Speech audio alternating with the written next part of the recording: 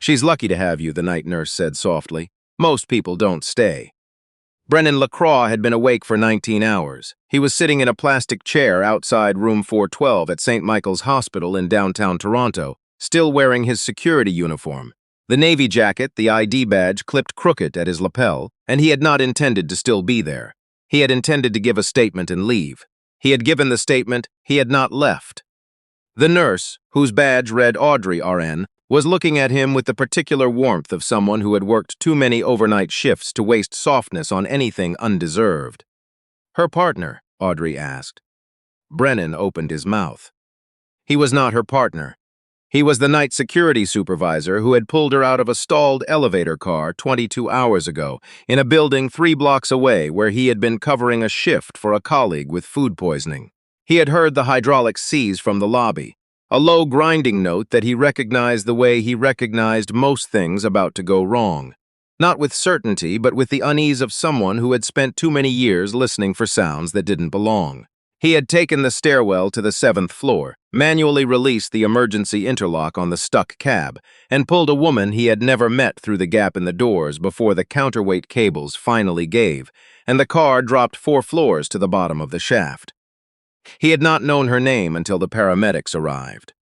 The woman in room 412 was Isobel Marchetti. He was about to say none of this when the door opened and Isobel's hand found his wrist. Her grip was firm and deliberate, the grip of someone who had made a decision and was not reconsidering it. "He is," she said. She did not look at Brennan. She looked at Audrey with the calm directness of a woman who had spent 20 years being the most composed person in every room. "He's been here since the beginning. I'd rather not think about where I'd be without him." Audrey smiled the way people smile when the world confirms what they want to believe about it. She checked the monitors, noted something in the chart, and left. Brennan waited until the door was fully shut. "You're not confused," he said. "No." "Then you have a reason." Isobel turned and looked at him with an expression that was not apologetic and was not asking for permission. There was a cut above her left eyebrow, butterfly stitched. Her hands were steady on the hospital blanket. "Someone had that elevator serviced 2 days ago," she said. "Internal team. My company's building. My calendar shows I take that elevator to the 7th floor every Tuesday at 8:30.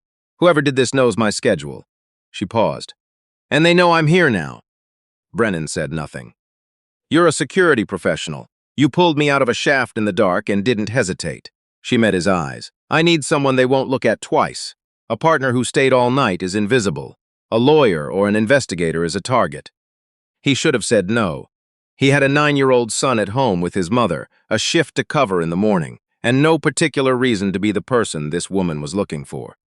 "I'll hear the rest of it," he said. If you found this channel before, you already know these stories don't start where they appear to start. This one begins not in a hospital on a Tuesday night in October, but 3 years earlier, on a Thursday afternoon when Brennan LaCroix received a phone call telling him that his wife had died in a workplace accident, and that the ruling would say it was her fault. Brennan had spent 18 years with the RCMP, most of it in financial crimes, 2 years in a joint federal task force investigating corporate misconduct. He had learned to read data sets the way some people read rooms, not cataloging information so much as listening to it, waiting for the note that didn't belong. When Maya died, that note had been everywhere. Maya LaCroix had worked in quality control for a contract research laboratory in Mississauga that processed pharmaceutical trial data for several large clients.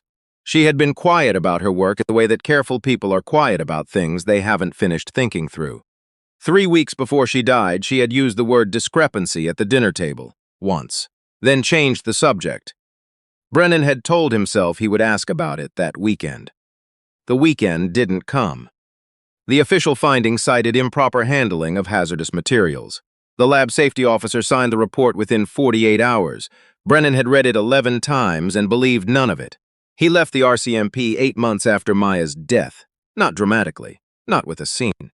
He had simply stopped renewing his commitment to something he no longer had the capacity to sustain alongside raising a son and carrying everything else.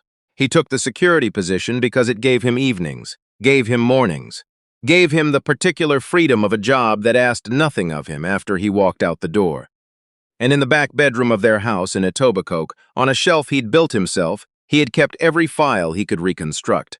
Every fragment of the safety report that didn't hold together. Every public record from the lab, the company, the trial data Maya had been processing in the weeks before she died. He had never found the thing that would make it whole. Not until Isobel Marchetti told him, at 2 in the morning in room 412, that the elevator had not been an accident. She explained it plainly, the way she explained everything. Isobel had taken over Marchetti Pharmaceuticals 3 years ago, after her parents died within 11 months of each other. Her father first, her mother 8 months later. Her cousin Sebastian had run the research and development division since before she had the top job, entrenched in it, built its culture and its habits of documentation, or non-documentation, as it turned out. For 5 months, she had been tracing an inconsistency in the adverse event data for Marchetti's leading cardiovascular compound, a drug called Veradex, currently before Health Canada for expanded approval. The numbers had been smoothed, not falsified in any crude way, but adjusted at the edges. The kind of cleaning that looked like rigor unless you knew what rough actually looked like. She knew. She had told Sebastian 3 times that she would not submit to Health Canada without resolving the anomaly. He had told her 3 times she was obstructing a process that had cost 8 years and $300 million over a manageable irregularity. 4 days before the elevator, she had found a message in her encrypted internal inbox from an address she didn't immediately recognize. Don't trust the Veradex file. Someone has been watching this longer than you know. She had assumed it was a pressure tactic from Sebastian's circle and deleted it. She was wrong about that. She would understand later just how wrong. Brennan listened to all of it. Then he told her about Maya. Not everything, the parts that were load-bearing. The word discrepancy at the dinner table, the safety report he had never believed. The 3 years of reconstruction on the shelf in Isobel. Isobel was quiet for a moment. Then she asked carefully, what trial data was Maya processing the month she died? Brennan already knew the answer. He had not been certain until this moment. Veradex, he said. 4 conditions. He laid them out without preamble, because he had learned that the terms established at the beginning of something were the only terms that survived to the end of it. Hugo stayed entirely separate. His name, his school, his existence, none of it touched this. Isobel told him the truth about every risk, including the ones she hadn't yet identified. The moment they had enough to give to the RCMP, it went. No negotiation, no strategic delay. He was not doing this for payment. She was not to offer it. She agreed to all 4 without hesitation. He noticed she didn't negotiate any of them. 2 hours later, Sebastian Marchetti arrived at the hospital with a lawyer and a communications director.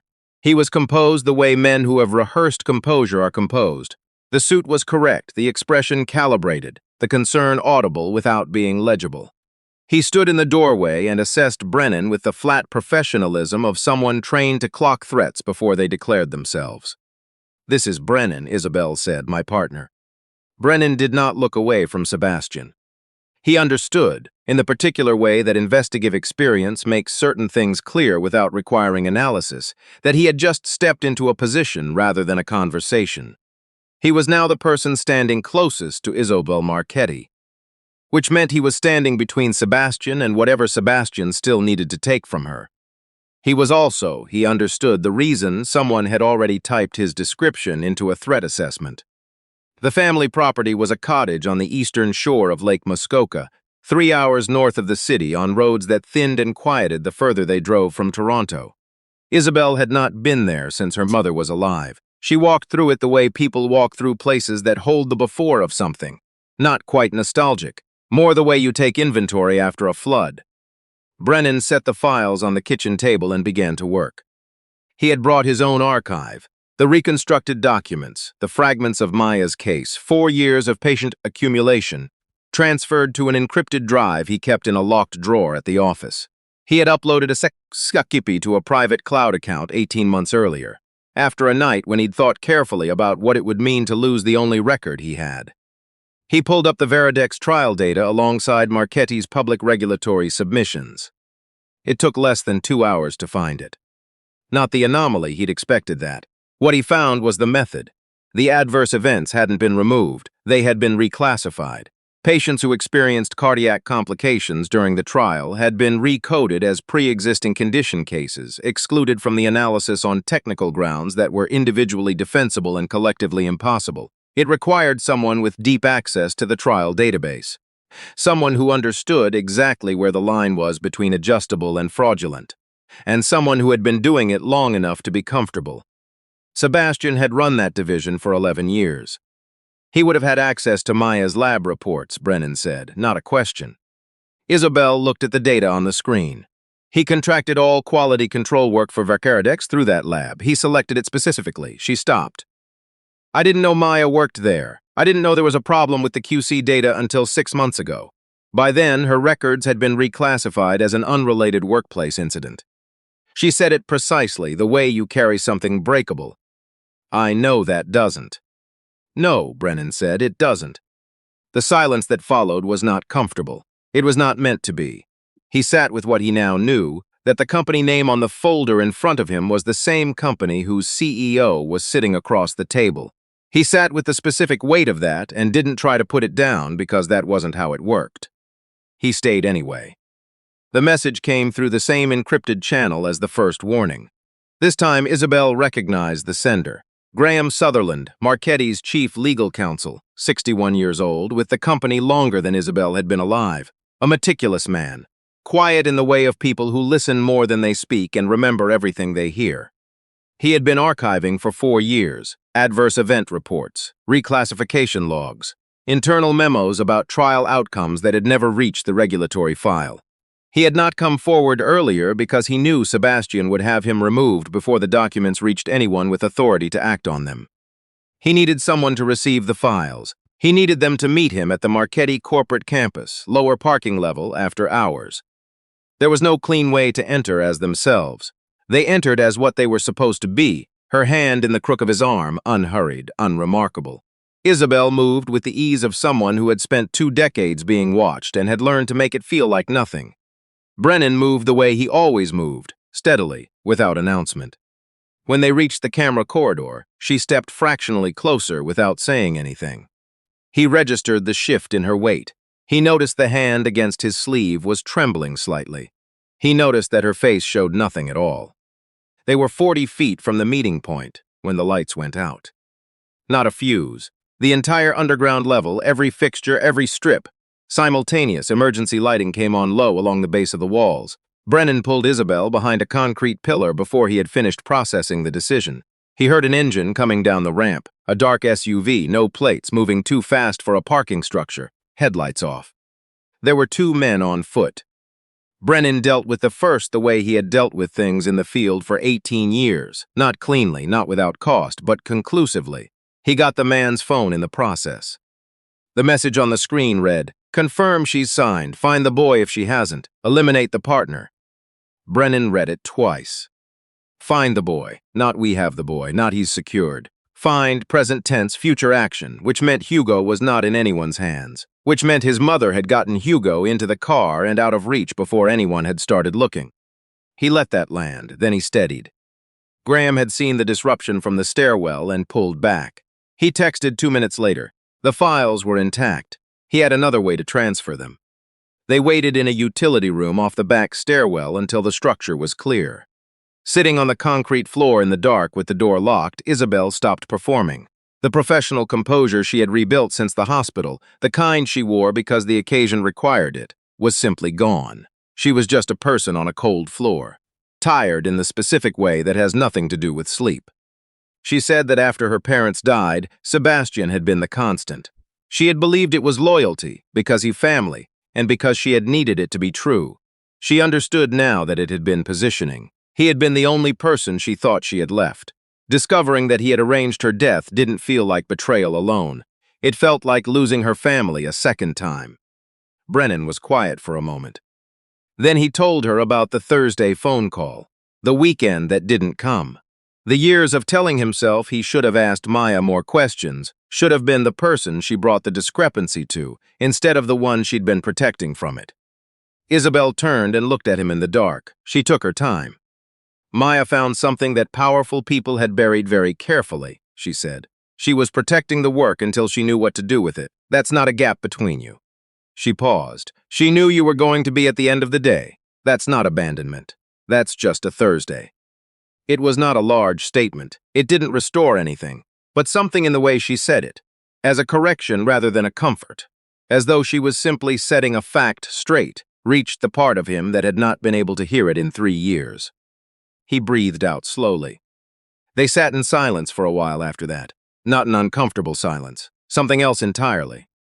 Sebastian called an emergency board meeting for the following morning. He framed it as a welfare concern. Isobel's condition, her judgment following the elevator incident, the necessity of interim leadership to see the Veridex submission through Health Canada. If the board voted with him, the approval went forward under his authority. Brennan told her he didn't think she should go. The building was compromised. Sebastian had been managing that board for years.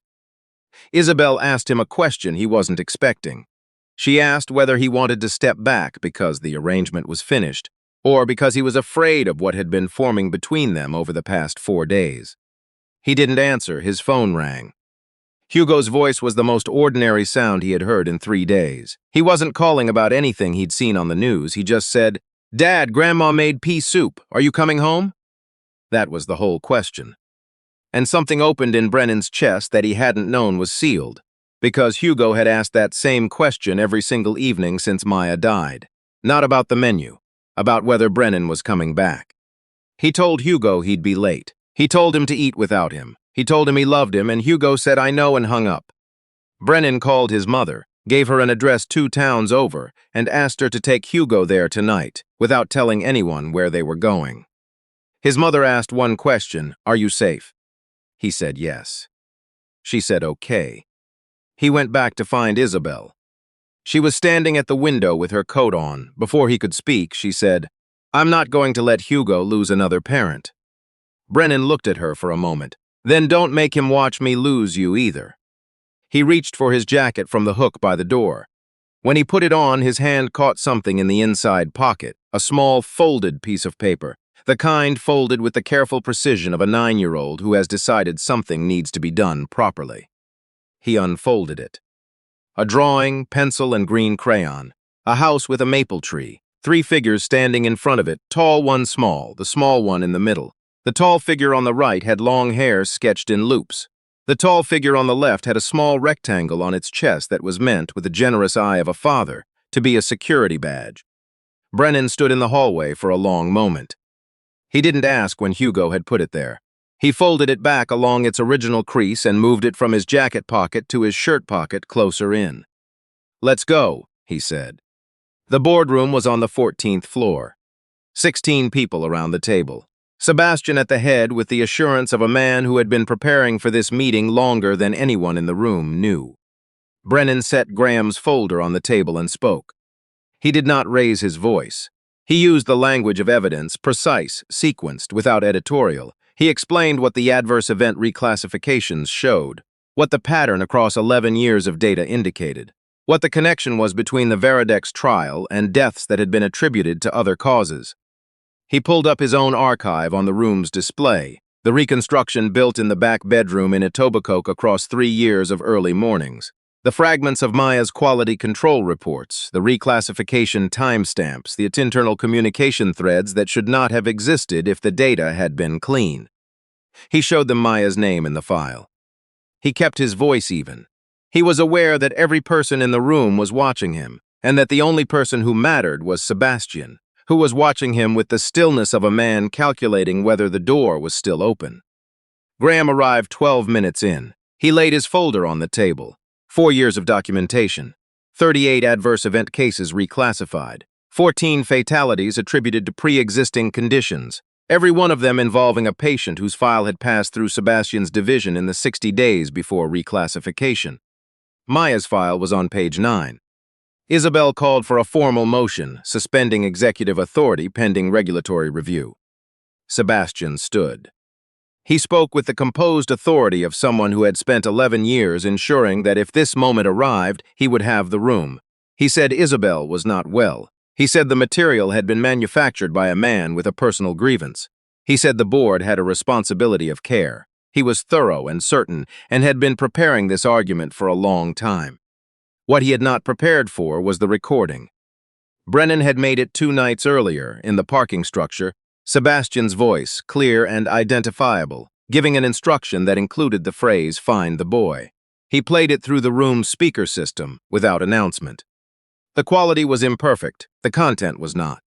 He had sent the file, alongside Graham's documentation and the full reclassification analysis, to 3 destinations the previous evening: the RCMP's Commercial Crime Division, a senior investigator at Health Canada's Market Authorization Branch, and a journalist at the Globe and Mail who had been filing access to information requests about the Veridex submission for 7 months and receiving corporate non-answers for just as long.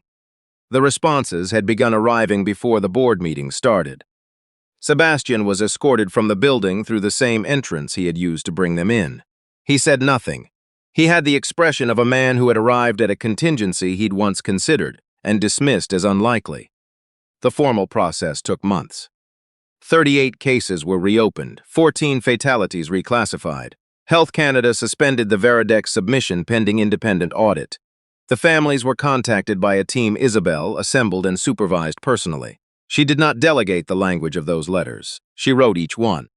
Maya Lacroix's workplace death was formally reclassified on a Wednesday morning. The new finding was 4 sentences. The adverse event data she had identified had been deliberately suppressed. Her death had occurred as a consequence of that suppression being discovered. She had not been negligent. The finding of worker error was withdrawn in full. Brennan received the notification by email, which was not the right medium for what it contained. He read it at the kitchen table while Hugo was at school. Then he folded the paper and put it in the drawer where he kept things that needed to be kept.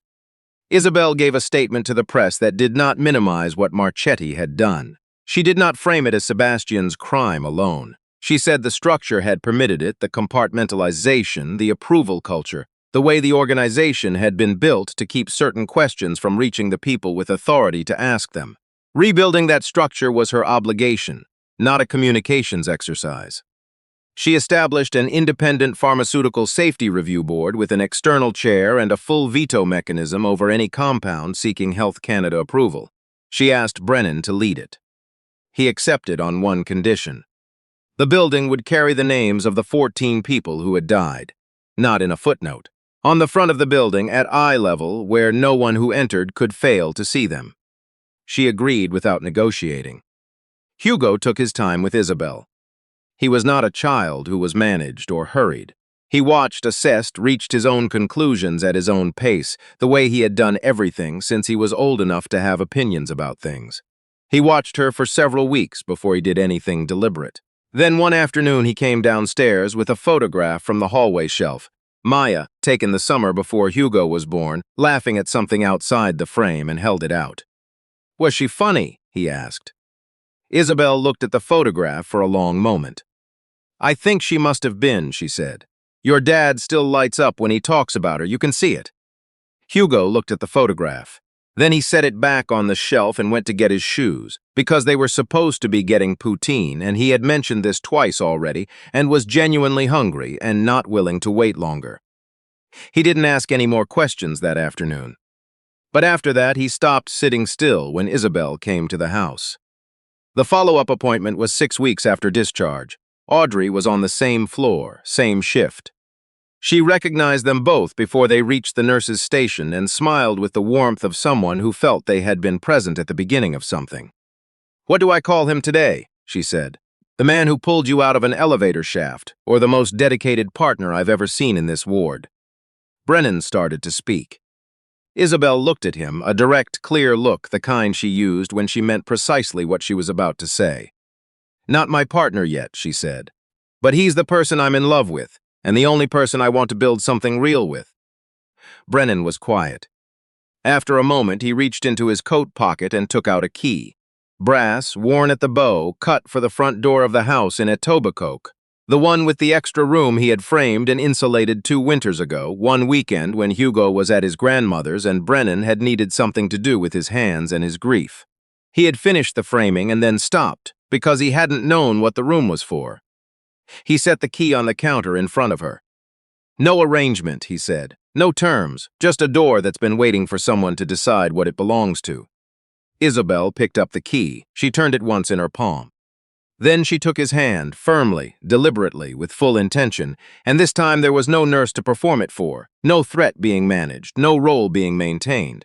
There was just the two of them in a hospital corridor on an ordinary Wednesday afternoon in November, holding on. The misidentification that had started everything, "She's lucky to have you, most people don't stay," had turned out to be the only accurate thing said in that room. It had simply arrived a little ahead of schedule. Brennan didn't stay because of the evidence, or because staying would uncover what had happened to Maya, though he had needed that too. He stayed because it was the right thing to do for a person who was alone and in danger, and had asked for help in the only way she knew how. That's what this channel is about, the ordinary people who stay anyway, and the lives that quietly change because they did. If this story found you at the right moment, share it with someone who needs it. We'll see you next time.